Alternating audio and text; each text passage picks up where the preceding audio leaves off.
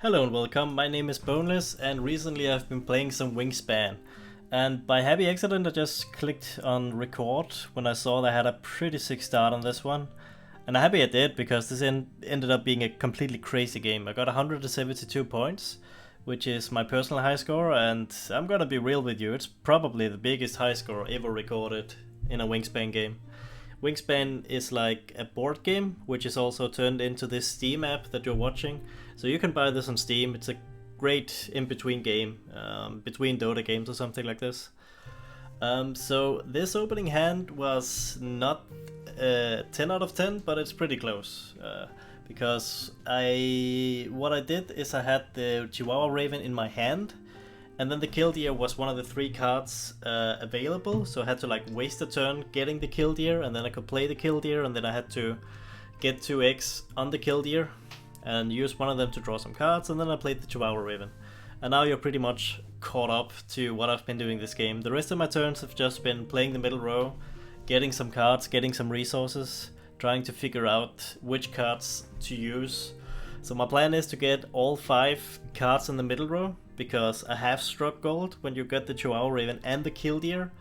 The Killdeer basically means you don't have to use the bottom row. The Chihuahua Raven basically means you don't have to use the top row. So when this happens, it's completely sick, because now I can just build the middle row exactly how I want, and I got very lucky with some good cards for this purpose. So when it comes to the opening hand, I have made a little bit of a spreadsheet here. Let me see. So, in my opinion, this is a 5-player game. So, because it's a 5-player game, the pink cards are very good. So, I would say a Belted Kingfisher or Eastern Kingbird, one of these two, they are just as good as a Chihuahua Raven. So, if you have like, I think the perfect hand would be a Killdeer and a Belted Kingfisher and an Eastern Kingbird. Maybe throw in a turkey for good luck. If you have these 4, you can, because they're also cheap, you could just play them. You can keep all 4 cards and you can still play them within a reasonable amount of time. The Chihuahua Raven, though it's really insanely good, it requires 3 resources, so it can be a little bit clunky to start the game with, but you know, you never throw away a Chihuahua Raven or a Killdeer in the opening hand. I had a game, I also put some of these cards over here as an option for the opening hand. Normally these are not considered as good because they also help your opponents. This gives a free resource to you and your opponent. This gives a fish to you and your opponent. This gives a card to you and opponent. But I had a game with like a common raven and an osprey as the start of the game.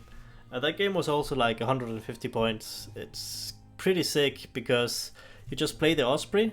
You keep these 2 cards and 3 resources. Then you play the osprey, and then you just use the bottom row to get 1 card and 1 fish, and then you have enough cards to get the common raven. It's the same thing with the raven plus a vulture, one of the other cards that costs 0 resources. That's also very good because you don't have to waste a turn getting 1 resource or waste a turn getting 1 card. You can just play the vulture, play the common raven, and take it from there. So these are definitely cards I would look for in my opening hand, especially when playing a 5-player games. So the bottom row, these are more like cards that I didn't get in this game, but I really wanted to get in this game, especially the Canada Goose. This is, if you have a Chihuahua Raven, the Canada Goose is just the best card in the game, because this is capable of getting so many points. Either the Canada Goose or there's basically 2 of every cards in this game. So the Canada Goose is one of them, the other goose also with a similar text, right? So these are cards that are just very, very, very good. I wish I got this red-eyed Vario near the end, because then I could have filled up my plate completely. Northern Mockingbird is obviously very good when you have a good middle row. You can use the Northern Mockingbird together with the Canada Goose. I've done this many times. So you have a Chihuahua Raven, Northern Mockingbird, Canada Goose, you're all good. Yeah, so these are just my thoughts. These are not all the good mid to late game cards, because the rest of the good mid to late game cards I did get in this game. So I'm gonna be real with you, I got very lucky. I got most of the cards that I wanted in the time that I wanted them. So obviously, even though I had to waste one turn in the beginning of the game, a Killdeer and a Chihuahua Raven, that is the nuts. That's a very good start. This House Finch here, the cards I'm looking for now are just cards in the middle row that can give me 2 points per turn I use the middle row. So this House Finch doesn't really fit that category. This House Finch only gives 1 point. I think the text reads, you can tug a card and then you draw a card. But the reason I kept this House Finch anyway was for 3 reasons. I was considering getting this one, the Lazuli, which obviously you need another of this sort of nest. And speaking of that nest, that also comes here in the 3rd end of round goal. And also I had a mission card with the, you know, if you have 4 eggs on a card, you get 1 point. Actually, speaking of the mission cards, because I am once again grieving myself a little bit with this webcam, so also just to show you the mission cards I got this game. I got these 6 mission cards. It's a little bit above average when it comes to luck. I got this for 10 points, this for 8 points, this for 6 points, so I can't complain. But obviously, since this is a gold game, I would have wanted to get some better mission cards, because then I could have maybe even hit the 200 or something like this. But this is yeah. Now whatever my webcam is blocking are these cards here. So there you go. Sorry about that. So getting back to the actual game, all I've been doing so far is to find some cards like this. This is one of the cards I've been looking for. A Dixisel, or however you pronounce it. This is a card that reads, give you 2 points every time you use it. So specifically it says you can tug a card and then you lay an egg. So it gives you 2 points every time you use the cards. But I was actually considering getting one of the other cards, the one I mentioned before, that where you can lay 2 eggs on a turn, and then you also give an egg to your opponent, but who cares?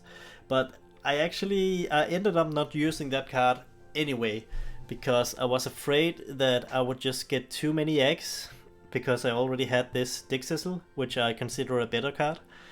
So this is the reason I chose not to get it. For a while there, I was also very close to using the Greater Prairie just to get another mission card. It's not a bad thing to just put a very good card like a Greater Prairie in the middle row, even though it's like the row you want for points. But I ended up with an even better option. So I ended up not using the Greater Prairie. But it was a very hard choice, I'd say, because I could have gotten really lucky. But as you'll see in the end of the game, I think it was the right call, because I ended up with... I get this Craigle here. I believe I'm keeping the Craigle, and I use the Craigle instead of the Greater Prairie Chicken. It's a very hard choice, but I think I made the right call. Yeah. But anyway, in Wingspan, you want to build on 2 rows. And preferably, if you have a good game, one of those 2 rows should be the middle row that lays the eggs, because that's where all the points are in the late game, where you can lay all the eggs. In some rare cases, you can have a game where you build in the forest and on the river, but that never feels good. You're never gonna crack, like, you're never gonna get one of these insane games if you're opening with the forest and the river. But obviously, sometimes it might be the right call, because obviously this game is very, very much about luck. It's also a high skill cap, but it's also a lot of luck, so you can't expect to have a game with this nice of an opening hand every time.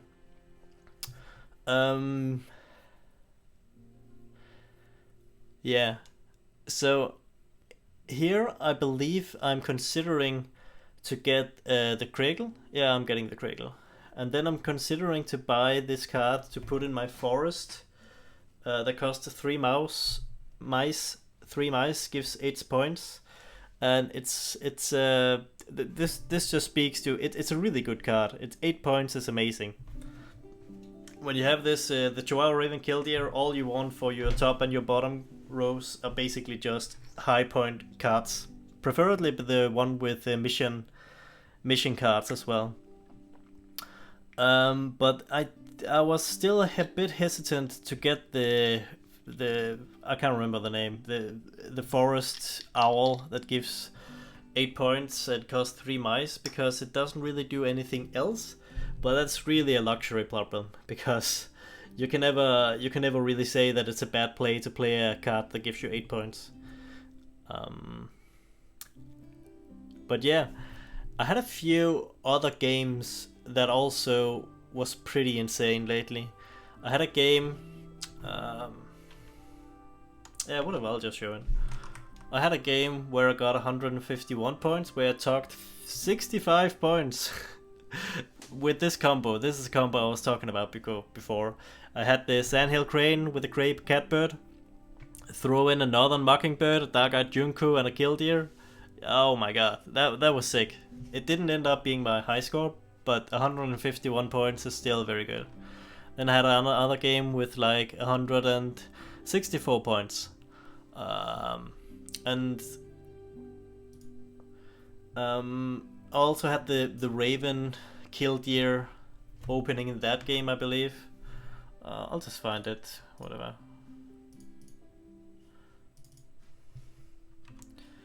Yeah, this opening right here is what I'm talking about. This is like the perfect opening. You have a Franklin Skull, you have a common Raven, very similar to the game I'm playing right now. And then you also had the belted Kingfisher, and then I have a Grey Catbird in my hand as well. This game, I just knew instantly this was gonna be a very good game. This is a game where I got 164 points, and the one I'm playing now is gonna be even more points. It's gonna be 172. So right now, I'm looking at the end of round goals, and I feel pretty confident at the first 3. But the last one I'm very worried about, because I'm not really seeing a lot of high impact cards with the this nest, the Canada nest, or whatever you want to call it. But getting 3 out of the 4 end of round goals is still obviously very good. But I think that's one of the reasons I play this owl, is because the end of round goal is eggs in these type of nests. And by the way, Kingrail, holy shit, what a good card right now, because it helps with the end of round goals. It's a card that can have 6 eggs on it, so it's potentially 10 points, and it gives you a one of these a mission card. So unfortunately I had bad luck with this one. 3 points is okay. I ended up gambling a little bit and taking the one with the with birds that's named after a person. The reason I did this is I had plans to play the Franklin Skull, and then also have one of the cards of the forest that gives you an additional mission card is also named after a person. So I figured this card would give me 4 victory points, whereas the other one is dead set on 3 victory points. But funnily enough, I end up not using the Franklin Skull, but that's only because I got even more insane cards. But that's hard to know at this point.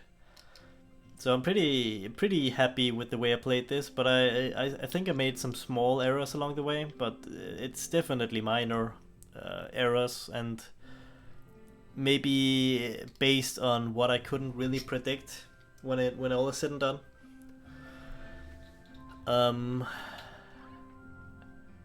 So Great Horned Owl, here we have it. Yeah. I don't know. It's still very good to just play a card with 8 points. I can't really call that a mistake.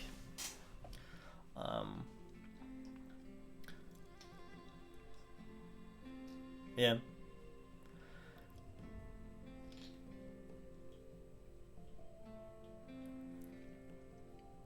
So the Killdeer, in case you don't know, the Killdeer is you can remove 1 egg and get 2 cards. The Chihuahua Raven is you can remove 1 egg and get 2 random resources, or not random, 2 resources that you pick yourself, which is even better. And then the 3 cards, I have the House Finch, Stick Sizzle, and Common Cradle. These are just to get even more points every time I use the middle row. And in this game, I think I used the bottom row like once, just in the start of the game, to pick up the kill deer. But once I've done that, I think the only row I'm ever using in this game is actually the middle row. And this is how you get gold. This is how you get the big high scores in this game. Is if you're able to have set up with a kill deer or a chihuahua raven or both of them, and then you just have a lot of birds in the middle row that gives you 2 points. And then you just abuse this. You just use the middle row over and over and over. That's how you get an insane amount of points in this game.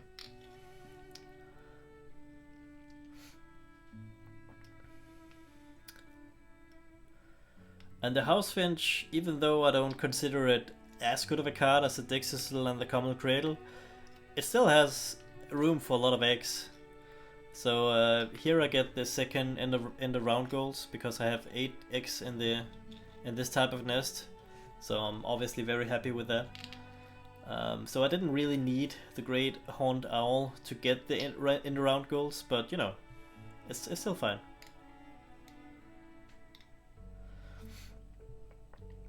The Belted Kingfisher.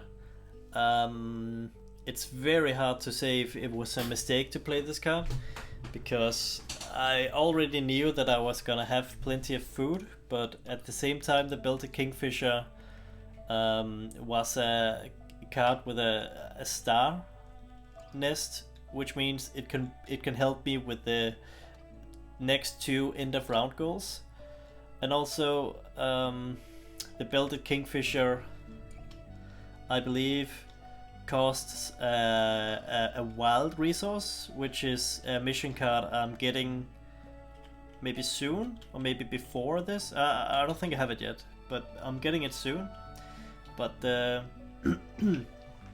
it may have, I mean, it's not a bad play to play the Belted Kingfisher, but it may have been better to play something which gives me even more points in the bottom row, but it's very hard to say. I had no idea I was gonna be so lucky with the cards I draw. So considering the information I had at the time, I think the right play was definitely to play the Kingfisher. And as I said, in a 5-player game, the Kingfisher is just insane. It gives you 4 points, 4 eggs, star nest, which is very good, and it just gives you fish all the time.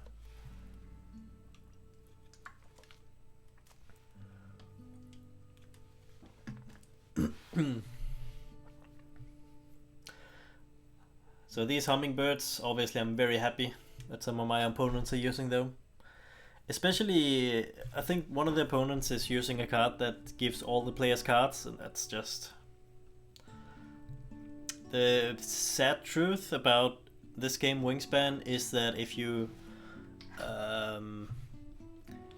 it's not entirely up to you how good of a...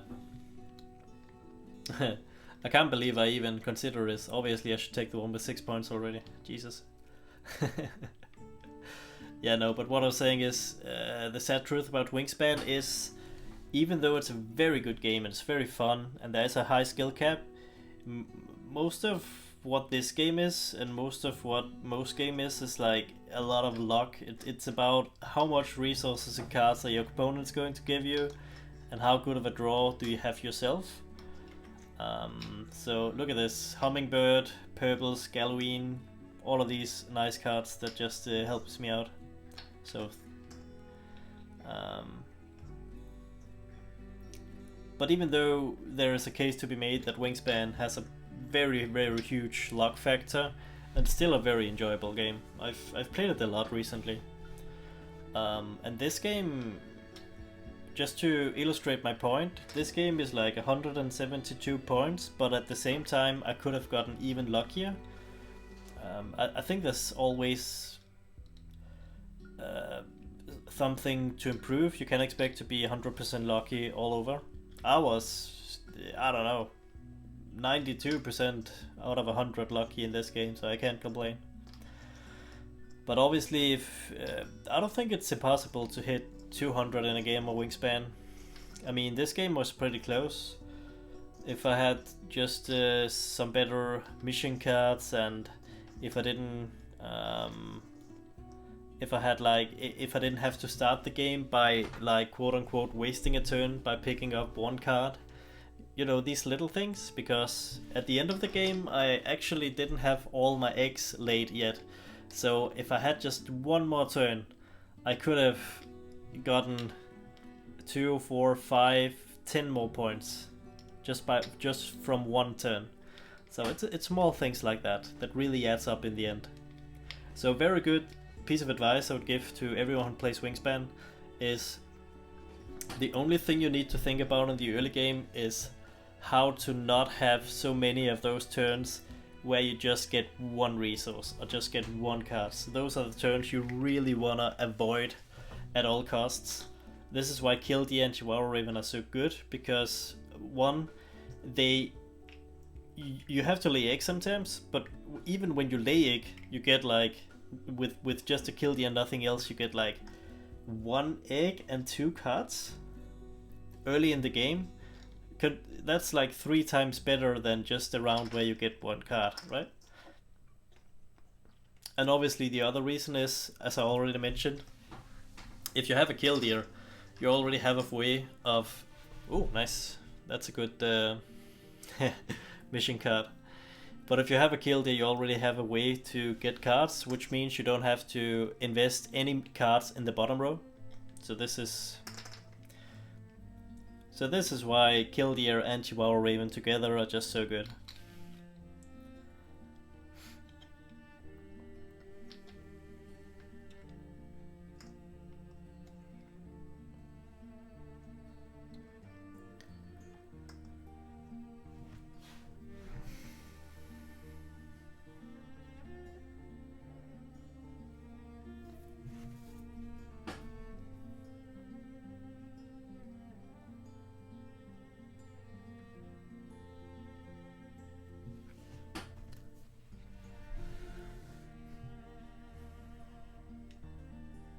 Oh, Omnivore Expert. This obviously is just a crazy card to get at this point. I can show it once again. The cards I got in this game, mission cards, were these, and obviously some of them are just insanely good, but some of them, like this one, Birds After a Person, only gives 2 points. It's you know, you can't complain, but at the same time, since this was a high score game, I would have really wanted these mission cards to be even better. But this one is completely insane. Also this should have given me 10 points, but it was a hard choice to see if I wanted to fill up the top row. I ended up not doing it because I could get more points from the middle row. But all I wanted was one of those cards, like I showed you earlier, one of those cards where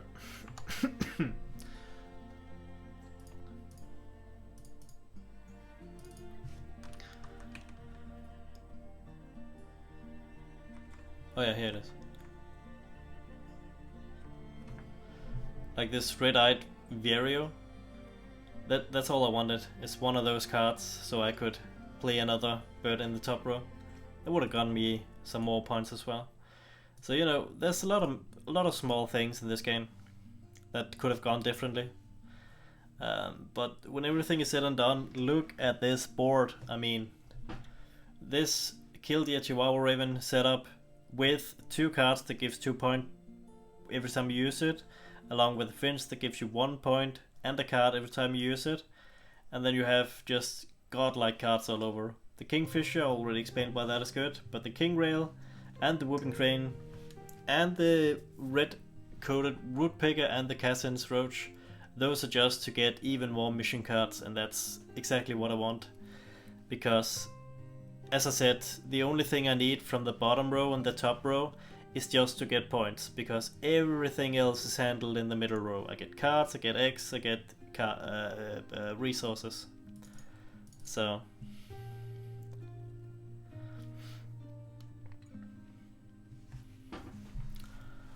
but when you don't get Killdeer or Chihuahua Raven, and this is very often that you don't get it, then you should probably have some sort of cards in the top row and in the bottom row. The reason is that in the middle row you get 2 eggs even by doing nothing. So until you can build up later in the game a very good way of a very nice middle row, then you might have to invest some cards in the top and the bottom. But it's very difficult because usually if you're having a good game, or if you have the kill the Chihuahua Raven or some other way of getting resources or cards or eggs that's not in the row, if you know what I mean. If you could get something from the other rows, that's the best thing, because then you could just make it so you don't. You can only. What I'm trying to say is you are better off in this game if you can manage to build on 2 rows instead of 3 rows. And that's where cards like Kill the Chihuahua Raven, Kingfisher, and a lot of cards like this come into play. I'm really thinking here. It is the late game, so I definitely think one of the biggest mistakes I made in this game is I used my Raven a bit too much. This is a godlike pickup. What the? A Great Egret is the best card I could have drawn right now. So this is just to fill up the bottom row. It's like it's a free turn because you can get another card after this card. And obviously I have all the resources I need at this point, so this is perfect. So I'm really considering Franklin Skull, believe it or not, because the Franklin Skull with the 2 mission cards I have, with the Omnivores and the mission card that says named after a person, Franklin Skull is just amazing. It would give me I think 7 points or something, but after doing the math and seeing that I have enough resources, I of course have to go for the Rosette card that gives me another mission card, because I can already see that even with the Franklin Skull I'm never gonna be able to contest with these type of nests, because I have only 1 in the last end of round goal. So taking all of this into consideration, I think it was the right call to not play the Franklin Skull, even though it looks so tasty. Look at this. But no, I just can't do it. I have to play Egret and Rosette. There's no other option.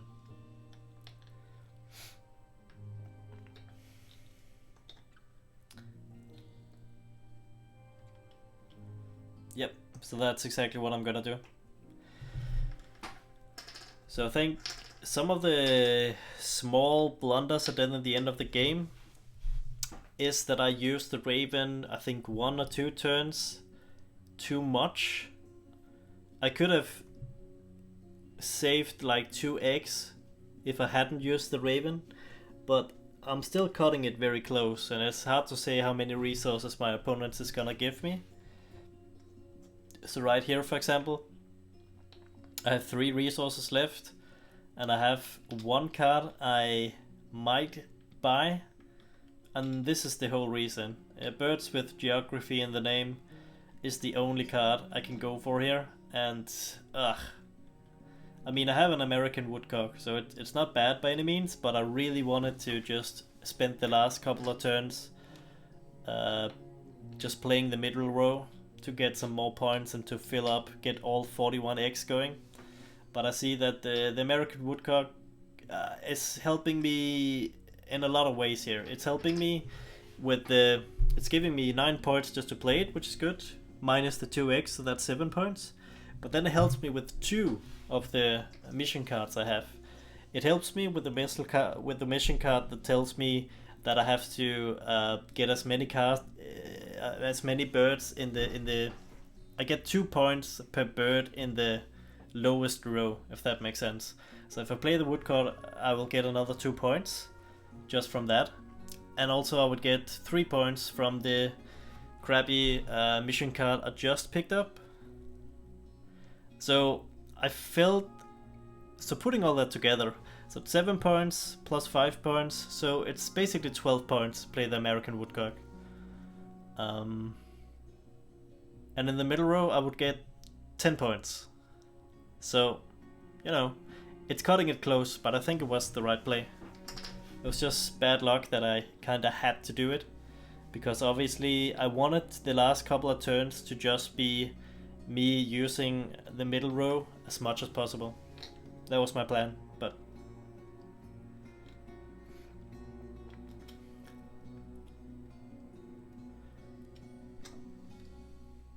all of this is, of course, just let's say luxury problems, because this board is completely insane. Every single bird here is mwah, so good.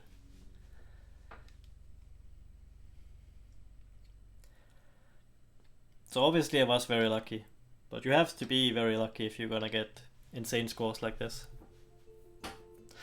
And speaking of which, if anybody, I don't expect this video to reach out very far, but if anyone happens to be interested in the Wingspan and have seen somewhere someone getting a high score that's even higher, I would love to see it. But I wasn't able to find it. But then again, Wingspan is a small game, not a lot of people streaming it and stuff like this, so it's not out of the question that someone got a better high score than this. It requires a lot of luck though.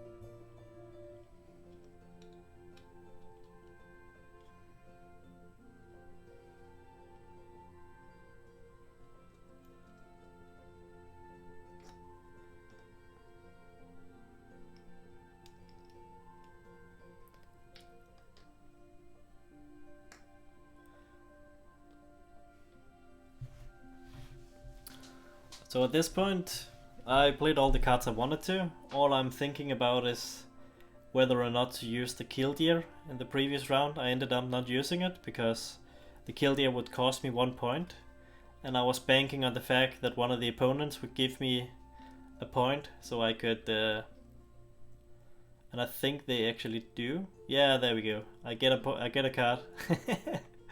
And I'm happy about it because this means I get 1 more point in the last round here. So I can talk these 3 cards. So that's very good. It was a good decision not to use the killdeer in the previous round. However, the Chihuahua Raven, I end up with 4 surplus resources. But it's very hard to say how many resources the opponent will give me, so I think I only misplayed once. I think only once I could have skipped the Raven in the end game. But you know, it's hard to say. When everything is said and done, I don't think it's impossible to crack 200 points in this game, but that's around max, I think.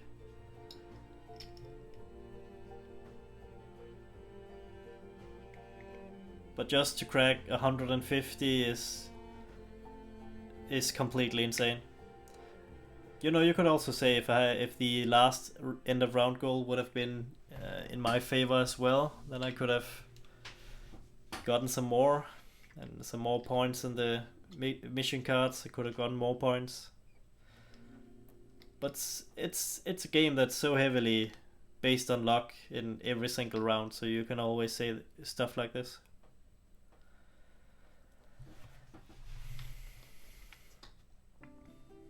So I thought I misplayed a couple of times. I wasn't really sure if I made it the correct play, but now watching the game again, I'm clapping, I'm happy.